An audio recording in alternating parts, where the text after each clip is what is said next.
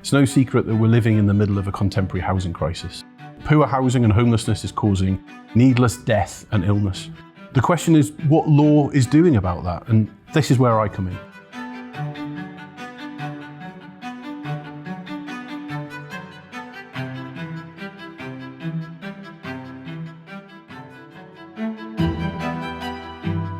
The National Housing Federation says that in 2019, more than 8 million people in England were living in unaffordable, insecure or unsuitable homes. The rising cost of living has driven more people into the private rental market. And this increase has highlighted the urgent need for reform. In 1977, the UK celebrated the Silver Jubilee of Queen Elizabeth II, and Jimmy Carter became US President. In that same year, the Protection from Eviction Act was passed. The Act made it illegal for landlords to evict tenants without following proper legal procedure. It prohibited actions that could force a tenant to leave, like changing locks or cutting off utilities. Steps were also taken to reduce landlord-tenant harassment. But those working in housing law have often described problems with it.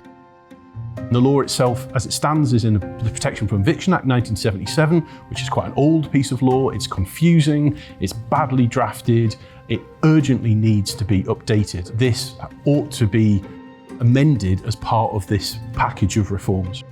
So, what is this package of reforms? In its 2019 manifesto, Boris Johnson's Conservative Party described bringing in a better deal for renters, including the abolition of no-fault evictions. But global events very quickly overshadowed the government's agenda, and attention had to shift to Brexit and the COVID-19 pandemic. Fast forward to May 2023, and the bill was introduced. But there's uncertainty about how and when the reforms might be implemented. So a key part of the Renters Reform Bill is the idea that there will no longer be what are called Section 21 evictions. I'm part of a group which have been thinking about what the implications of removing that piece of legislation might be. At the moment, if a landlord wanted to evict a tenant, they would have to either demonstrate that a ground of action had been made out, like there'd been antisocial behaviour, or the tenant hadn't paid rent for 2 months, or there'd been some other kind of fault on the part of the tenant. So no-fault evictions are evictions where the landlord can basically send a notice at the end of a fixed term or after 6 months and insist on the tenant leaving, and the tenant doesn't have any recourse in relation to it. Of course, it's more complicated than that. The landlord must have served certain information, but that's the general gist of it. If it's harder to evict people, then is it going to basically encourage unlawful removal from people from their homes? Ed has worked with colleagues from Southampton and York to identify issues with the current law.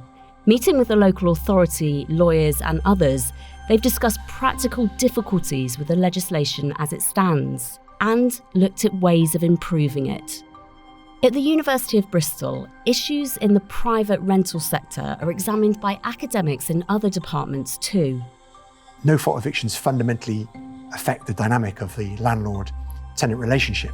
If I'm a tenant and I know that the landlord can give me notice to leave within a couple of months, regardless of how I behave or how I act, then that can make me cautious and worry about the risks of, for example, reporting a repair. A standard eviction going, where the landlord goes through the due process, fills in the forms, goes to court, this is unproblematic. However, if the landlord can't wait that long or doesn't wish to wait that long and decides to evict the tenant without due process, maybe comes in and changes the locks or whatever it might be, this becomes an unlawful eviction, and an unlawful eviction is covered by the criminal law.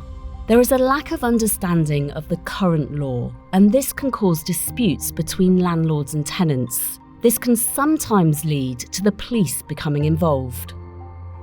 It might be the criminal law, but this law is not enforced by the police. Instead, it's the local authority's responsibility. A piece of work that I'm involved in, alongside Bristol City Council and Avon and Somerset Police, is a video explaining the law around illegal eviction for police officers. It includes the importance of landlords following proper processes and helps police officers with understanding what they should do in the event that they are called to an illegal eviction situation. Fundamentally, if a landlord ignores the law, then it is for the local authority to decide whether or not to prosecute. And so it's important that officers understand how best to support that potential prosecution if it's needed.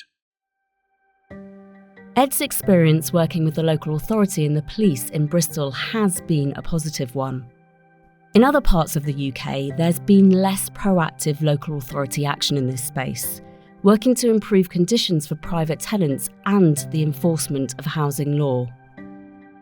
No-fault evictions remain an issue across the country. At the same time, nearly a quarter of private rented housing fails to meet the government's decent home standards, and there's a significant shortfall in new housing supply across the system. The rate at which new housing is being built is inadequate relative to population growth. The amount of support that is available from the government through the welfare system to support renters where they are unable to afford rents has been largely frozen for quite a number of years now and is becoming, relative to rents, less and less generous. We've seen a substantial growth in the number of private landlords over the last decade or so. People with small amounts of capital looking to invest don't have that many more options. While Ed admits there's a lot more to be done in this space, his work is highlighting the need to change the law and reinforce renters' rights. My hope is that this research will have wider reaching impact. That's always the hope when I do work that has this kind of approach. Really, I hope that this work will contribute significantly to the improvement of law in this area to make things better for people experiencing illegal evictions and anyone involved in this sector.